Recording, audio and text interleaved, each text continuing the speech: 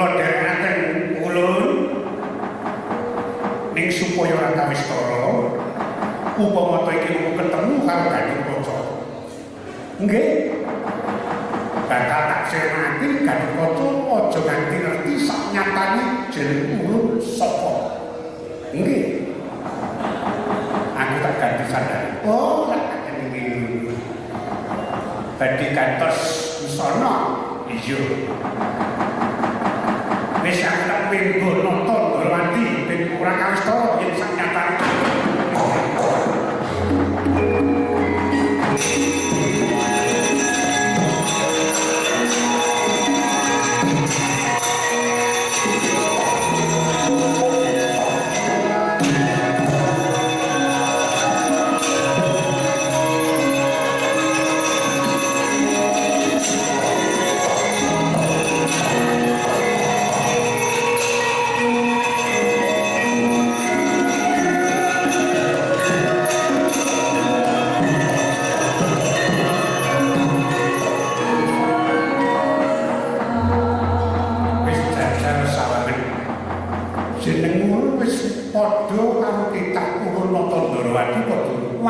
Jangan jebres, jangan sip, jangan fotokopi. Lah supaya imbang lakune, kowe aja wujud durna. Lajeng kula badhe dipun dadosi dados napa? Ulun wis kita kandhani.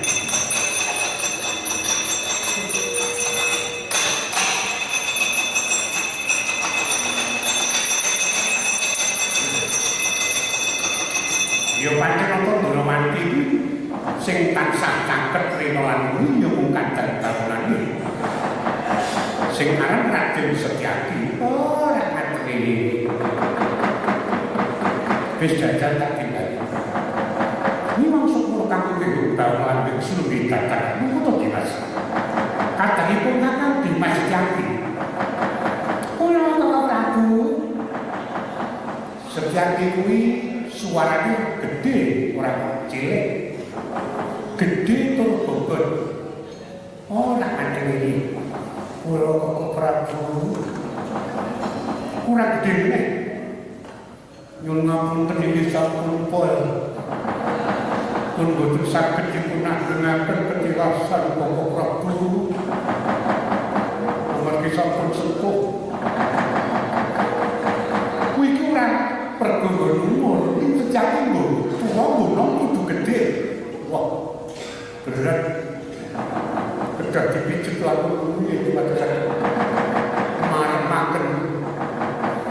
Cek bumbu marem-marem. Ya wis. Semono kuwi ora apa-apa arang-arang le pondok. Nah, niku seliraku. Arang-arang le apa kuwi digerti mangan. Kuwi genah wis arang ngono. Ayo diumpat dulu di cuman baik putraku Gatotkaca monggo putraken Kakang Prabu.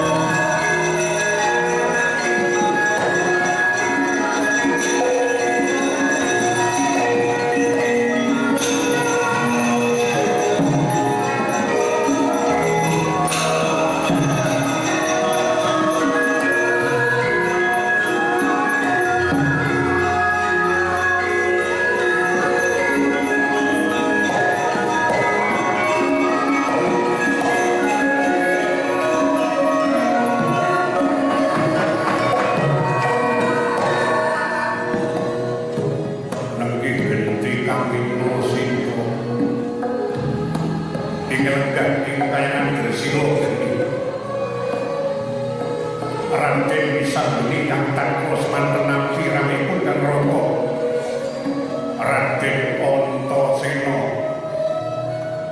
sawise uninga ing rasa separang sigra bubuh penacani manah cipta gane kang dereng karya sing wani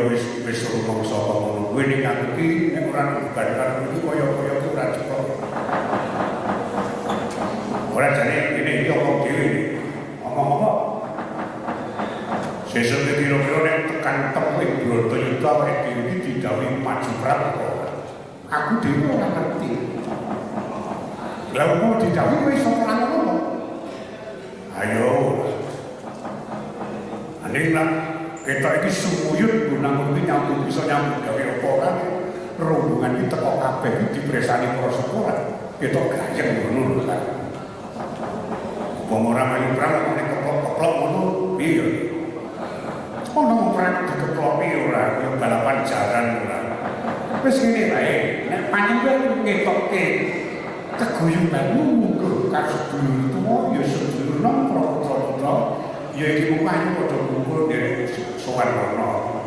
Ben ketok suwe perkara sesuk kabeh dicatok dadi senopati lan orane gumanku karo para sepuh mbehe kresna sing jare dadi botoe keprakan. Wah. Iya. Yes, iki muka wae dhewe coba sepisan kumpul ping-ping nyantur dawuh yo darat ngono. Ya. Nah, nek iki kan wis ceplok iki kan penting-penting mergo panjenengan yo kuwi rumangsane ora iso apa-apa. Engko kene sujuan didhawuhi terus dicapuk dadi senopati umpamane. Ora teke. Nah, kuwi nek dijaki mulimake gladi ora tau teko. Wah, nek bab-bable ora tau coba panjenengan seken tenan.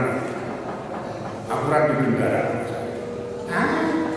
Kaya ngopo, ana satriya kok jagat di kendaraan. Saiki ngene wae. Ya sithik-sithik iki mengko mireke ana jalane para sepuh kaping pindho ngetokke gone rukun gene guyub. Kabeh para putra-putra Pandhawa ayo tak dereke sowan bareng. Wis rasane ayo. Dan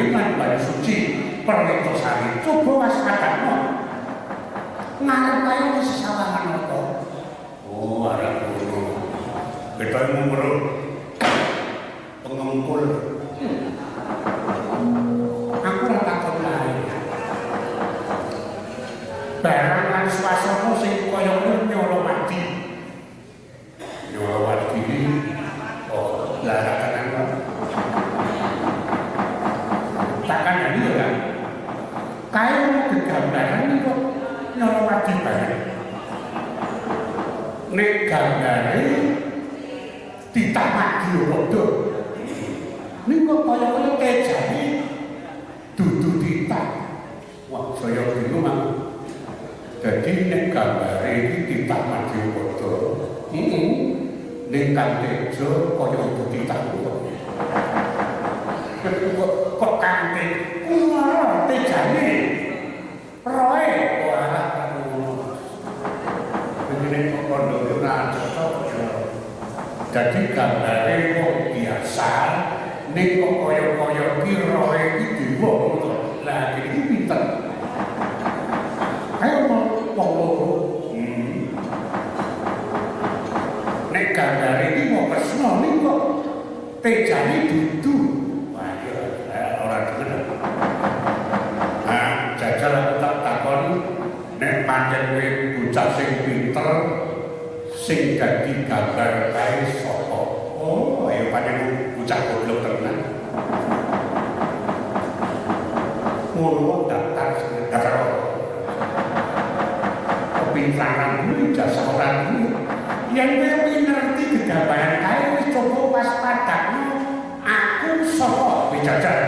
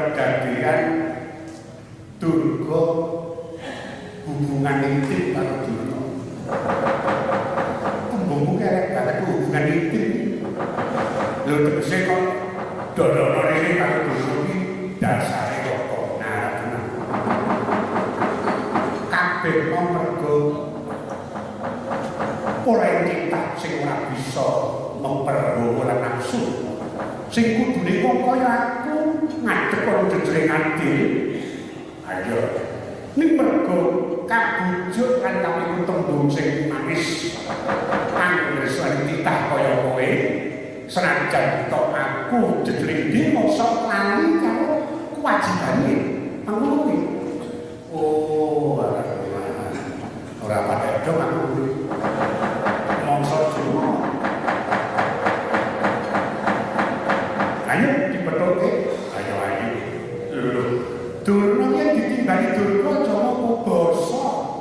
Ambok modar karo basa, kowe ora iso basa. Ayo latihan wis ayo jajal iki. Durna nek ditimbali durna aku kudu ngene. Upama aku kok ngene, durna. Kowe matur, kula Batari Durna. Kula kukulun iwate. Oh, ora ngono. Niku aja lali sesebutane pendhita Durna sadurunge kandha. Oh, kandha berkudung manyar-manyar. Srika dina bangono kula ngono angel uswal timbul. Kula Batari ngono. Itu banget. Ya paling kudu ngono. Ayo dipetoke ditakul Bathara Kresna. Lewu mangsulan monggo kula dherekaken. Oh iya. Iki tadi dicokoni. Durna. Oh. Aja dawa cukup sithik. Oh. Mangko mesem iki. Mesem dhewe lecet ora. Wedok kudu manyar-manyar sing dina ana kemonane ukus lan kibar. Kula Batari. Ayo dipetoke ditangun Bathara Kresna. Mangga kula dherekaken.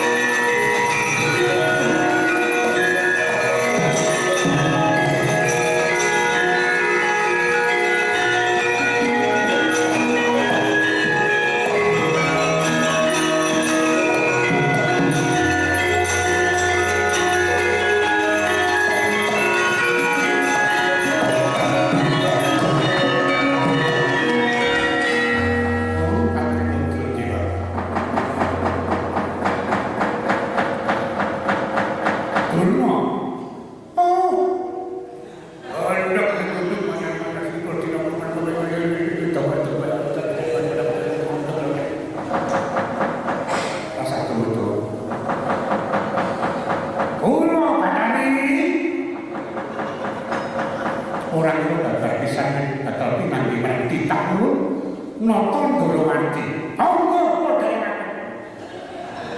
lagu itu bosok, ada yang ngomong bisa kamu gimana?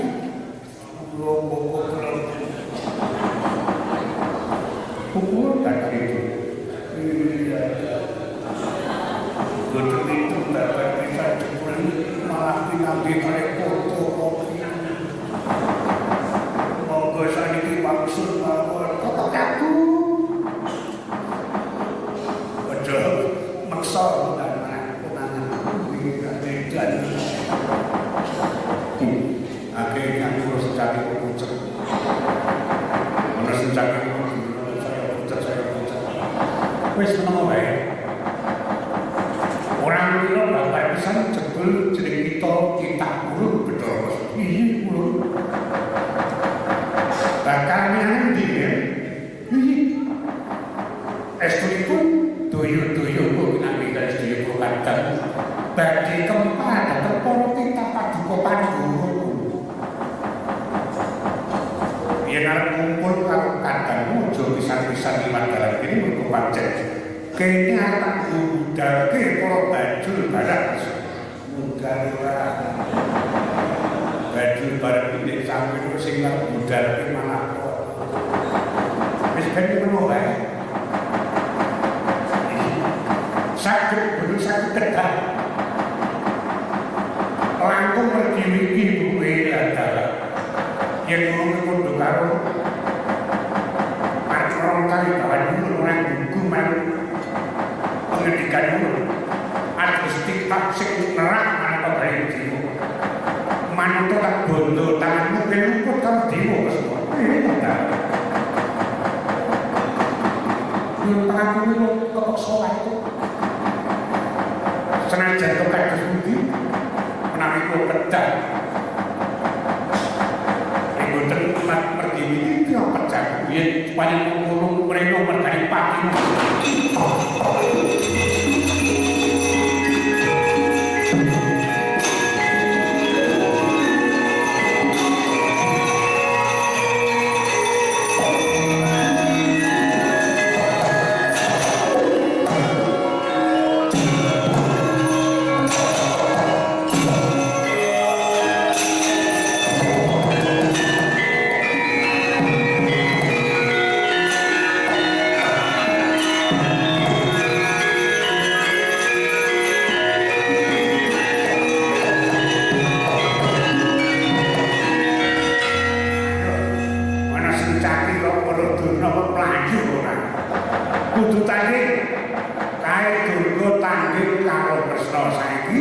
Sencaki kudu tanding karo Durna. Kowe aja edan Durna. Aku kira perang. Kudu perang. Genah ketulan papan disodarake kok perang. Rugi lho. Ayo ya. Aku ben ngomong yakin. Aku kira rapi. Sesuk bae yo aja sae. Kudu saiki. Bener kaya tak tunggu manik Sungkai dino katanya pangkon desa Atau nama tumandan Yojo Gamblek Kok jadi karena jundo manik karena aku jada tak roh yang apa jundo manik Yoh jilek kan aku wah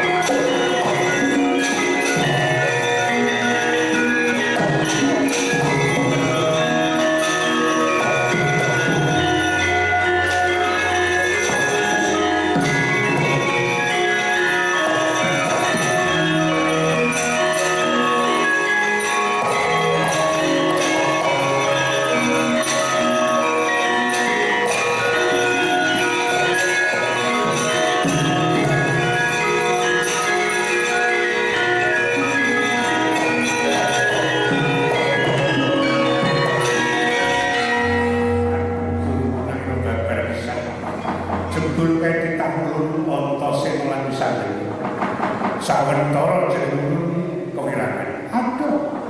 Lajeng kados pundi kula iso nglakon cabar lajeng mateni Gatotkaca. Wis sedasa. Nang tukang iki jeneng kita tak parangake rada adoh karo jeneng guru. Wis tak budi dayane dhewe.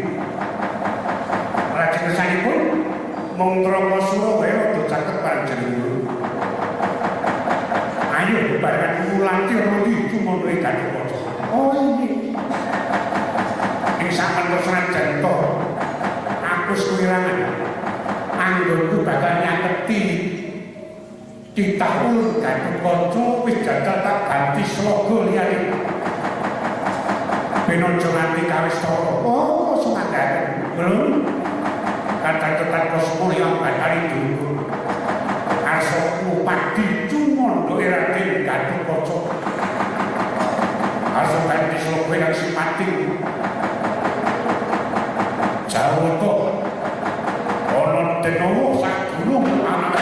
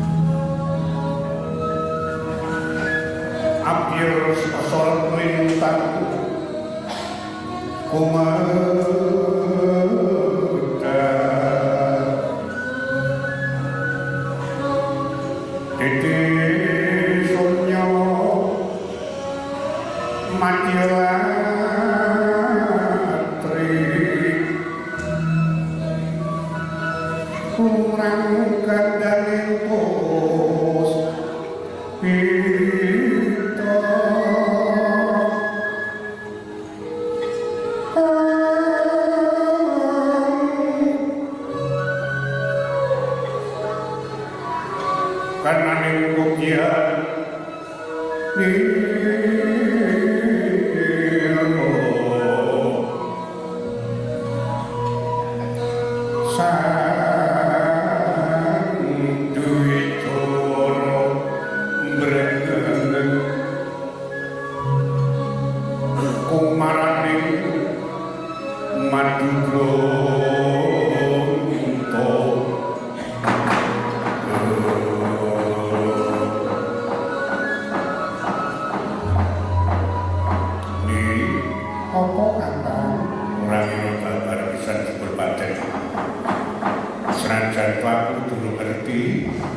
saknyatane ning bisa kelakon antane Durna karo Durga iku duwe karep sing elek tumrap para penduduk. Aku kudu dadi pangreto kabeh kadhe Durna bukti lan tandha yekti prayoga iki kabeh gatel marang pemuda lan perbataan.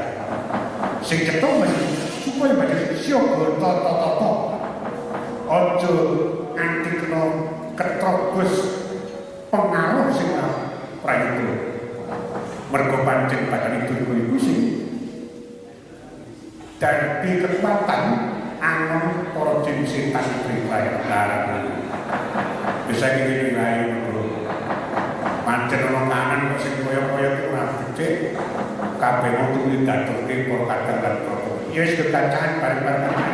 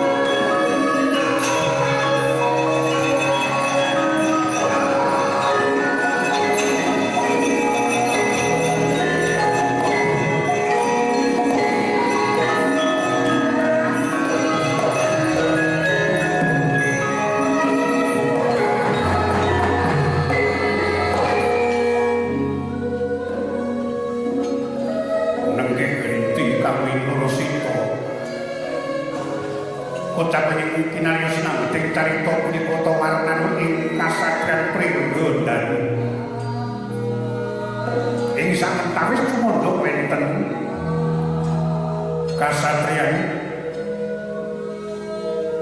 pandhita ing pertapan Paryangon peparap sang topo Begawan Seta. Tatkosno kakumang-kumang penggalih karana ingin mayang Raden Gatotkaca samentawis ari kendran saking kasatriyan amung andul piswaning wayang Satriya Tanjung Anom Raden Abimanyu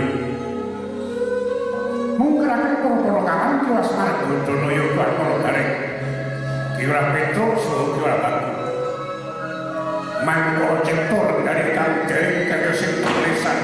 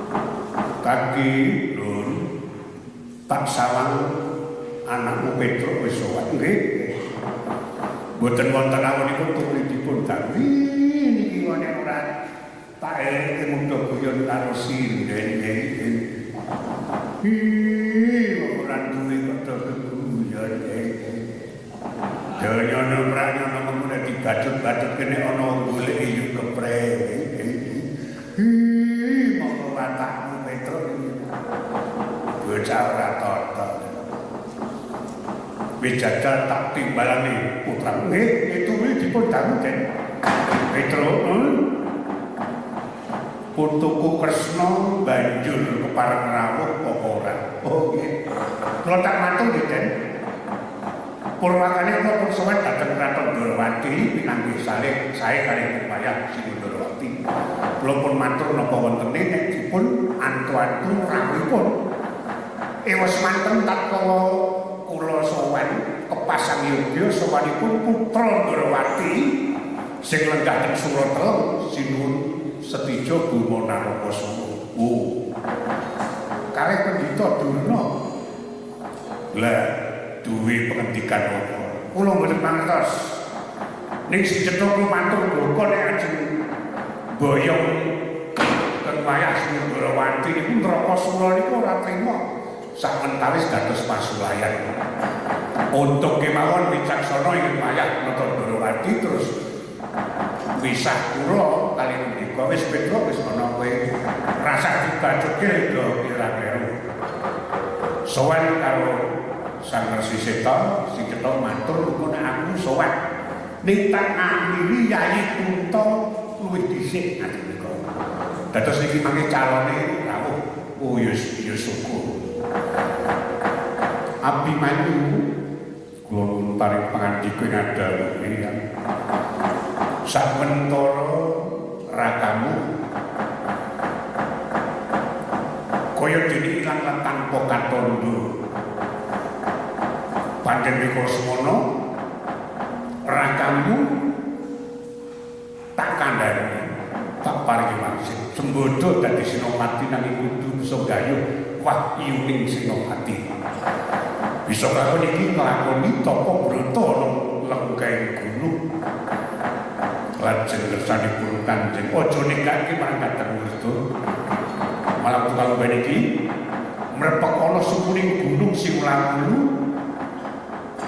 Aja nganti mengko rakamu nampa Trimala napa Rupidra. Ngasih sing tak kuwatirake utawa Sandhirata sing awang-awang Kakang Semar nah yoga tata-tata bendaran didhek ngawat-awati momonganmu gaduh oh nggih Kakang menawi kita mengatur yang kepareng nyuwun pamit badhe nututi Kakang Gatotkaca enten lengkeng gunung. Ngreksa dhateng Kadang Werda bunga Kakang Gatotkaca kali saking buburan tripun monggo. Malah prayuga mangkat kanthi para tawanan.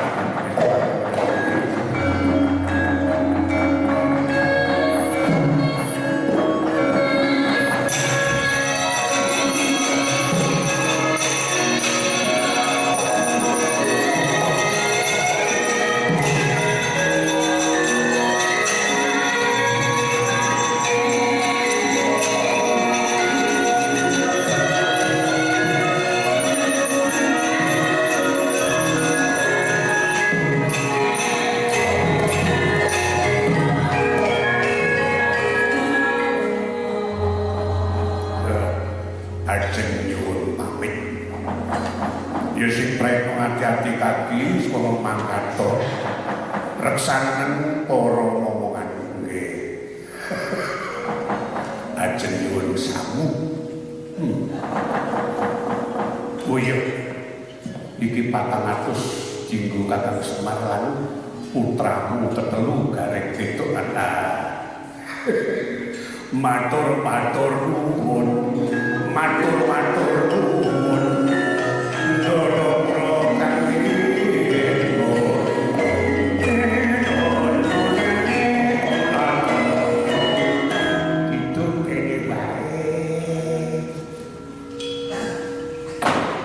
diparingi pira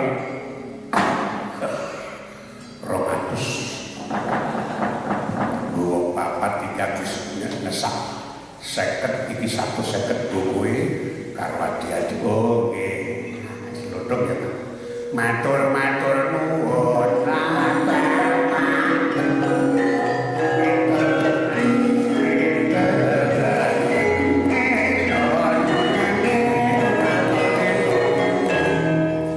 saiki wae rek. Ayo aku iki wong budi bawa santosa. Kudu tak dum saiki wong aku tenan tapi dulu tak buka. Ana era demokrasi iki sampun bareng lere kudu terbuka. Oh iya. Metu pira?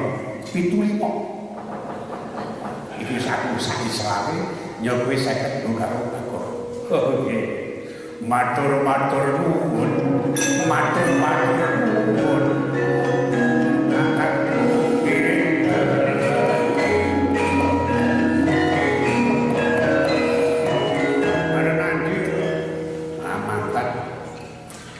Dek utak jalur saiki wae. Mergo kumpul wis tekan omah duit wis kok nek Mbak Ayu. Kuwi mung akeh metu. Ayo seno wae. Metu pira?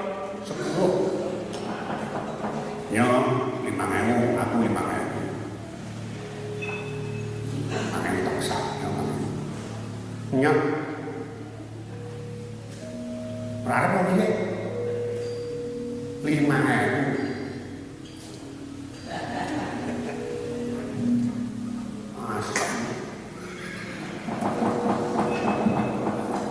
Ya jangan sing korupsi itu namun pejabat Wiyogo itu korupsi ya. Oh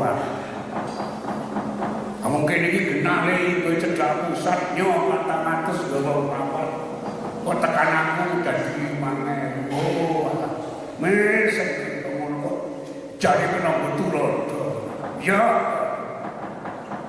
tak terima itu aku sih karo aku tenan tak rewangi jujur ngomongnya aku ya di pengarep dhewe tega-tegane dodene mangan dodene udut kok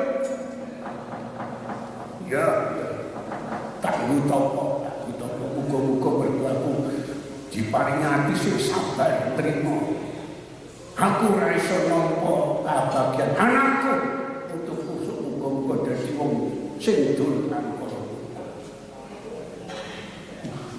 Betul, tulan murmur kopi apa? Turun ki kondang, angkor murmur kopi sugih kondang. Nah, nek perlu sak bojoku. Dadi angkor murmur. Oke kon ngene kae, kok magenak kok ora.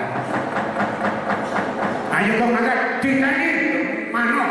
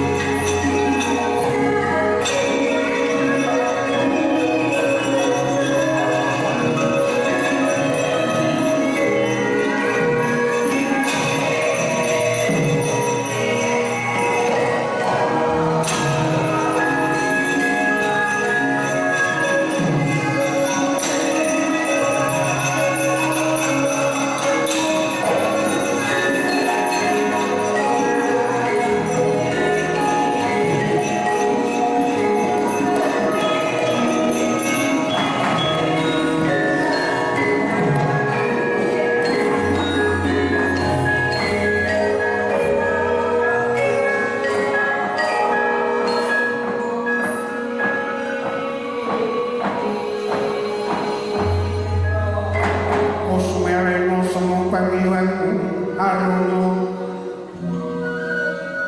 kadilekane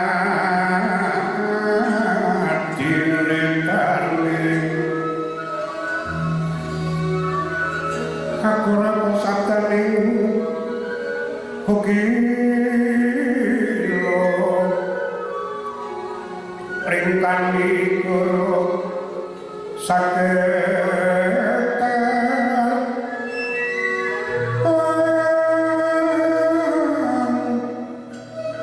kekitungane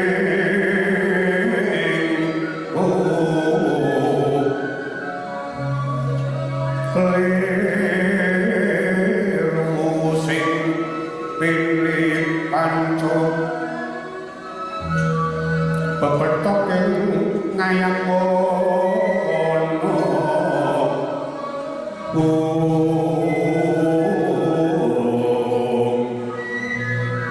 lintang jaya kusumayana sumawur lumrang kaki kang jero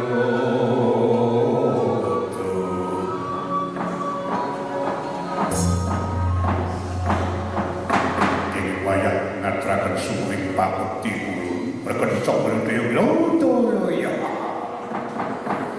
ditah ulun tutuko topo kudio pangasta ulun tumuli tampan ana kula kacadutan kali kula pundi dateng musta bangun jadi kita ngeteraken topo sukuning gunung Siwulangulu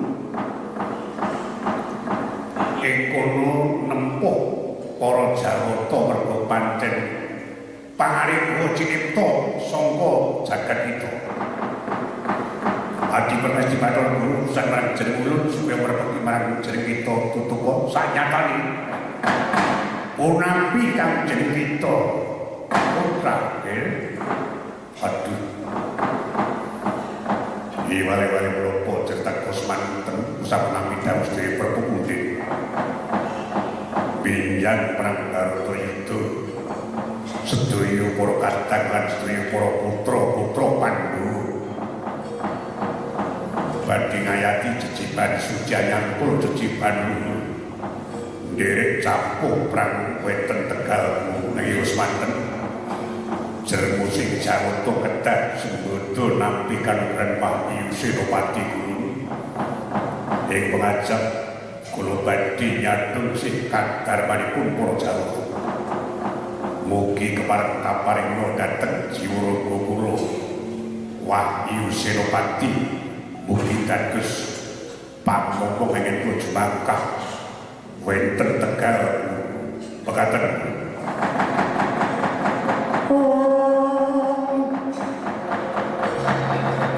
mus meneng sampai ilang arono adine daleng aku